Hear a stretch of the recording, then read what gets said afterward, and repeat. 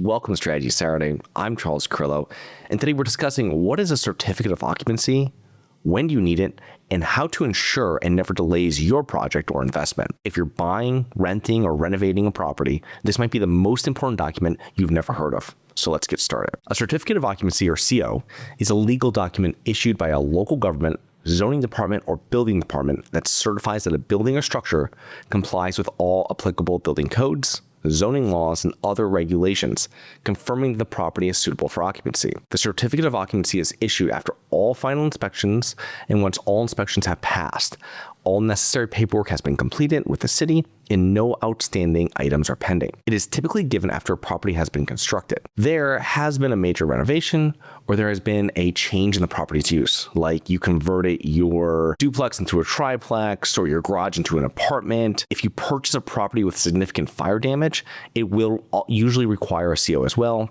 That happened once with us with a fire damaged 3-family property. Now, the certificate of occupancy specifies the building's permanent use, such as whether it is a residential, commercial, or industrial property, and it may also include the number of units or maximum occupancy that's allowed for that property. Now, a certificate of occupancy is required in most, if not all, U.S. municipalities. So there are a few different types of certificates of occupancy in Florida, for example, and they might be similar to your local municipality as well. Number one is a certificate of first occupancy for newly constructed dwellings.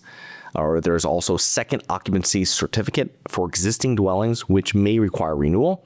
Certificate of first occupancy or rehabilitation for dwellings that have undergone significant renovations. And why a certificate of occupancy is important, and what does it also really signify to buyers and sellers? Number one is it confirms a property's legal use. It indicates the property's zoning classification and confirms the property is being used as intended. Code compliance. So it shows proof the property is up to date and compliance with all local housing and building codes. And this may include building codes, zoning laws, accessibility laws, fire safety regulations, and environmental regulations. It has a showing of verification of legal occupancy. So it serves as a verification that the property conforms to the codes and standards outlined by your local government and that it can be legally occupied, especially important with newly constructed and majorly renovated properties. It protects the owners and occupants.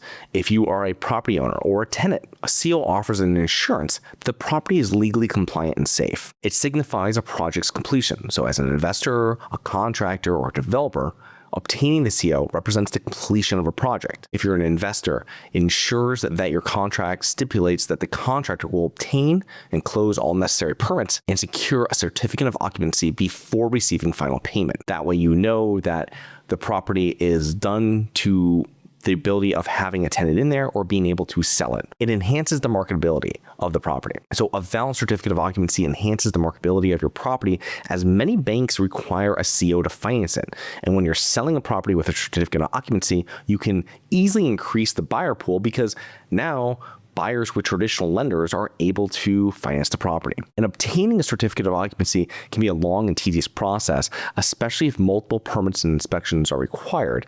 And investors planning to purchase, rent, or renovate a property should verify if COs are necessary in their city. And if they're unsure, they should consult their real estate attorney. And if required, ensure the subject property has one or that your contractor will be able to obtain one after renovations are completed. So I hope you enjoyed. Please remember to rate, review, subscribe, submit comments and potential show topics at globalinvestorspodcast.com. If you're interested in actively investing in real estate, please check out our courses and mentoring programs at syndicationsuperstars.com. That is syndicationsuperstars.com. Look forward to 2 more episodes next week. See you then. Have you always wanted to invest in real estate but didn't have the time, didn't know where to find the deals, couldn't get the funding, and didn't want tenants calling you? Since 2006, I've been buying income-producing properties in great locations that provide us with consistent passive income while we wait for appreciation in the future and take advantage of tax laws while we're waiting. And unlike your financial advisor, we invest alongside our investors in every property we purchase.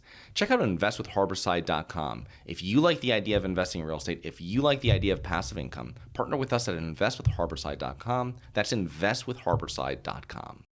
Nothing in this episode should be considered specific, personal, or professional advice. Any investment opportunities mentioned on this podcast are limited to accredited investors. Any investments will only be made with proper disclosure, subscription documentation, and are subject to all applicable laws. Please consult an appropriate tax, legal, real estate, financial, or business professional for individualized advice. Opinions of guests are their own. Information is not guaranteed. All investment strategies have the potential for profit or loss. The host is operating on behalf of Syndication Superstars LLC exclusively.